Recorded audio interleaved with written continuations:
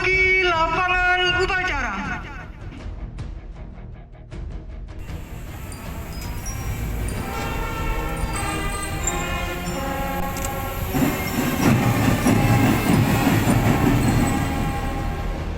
Untuk memajukan kesejahteraan umum, mencerdaskan kehidupan bangsa.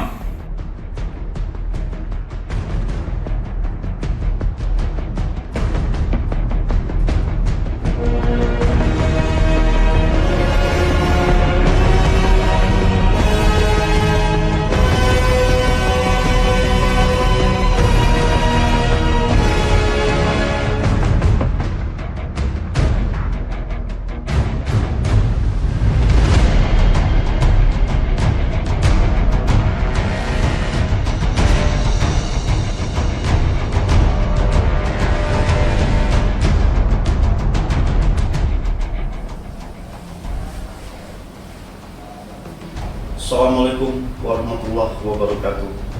Saya Heri Marantika, Kepala Basarnas Sumatera Selatan beserta jajaran, mengucapkan selamat Hari Perhubungan Nasional tahun 2021.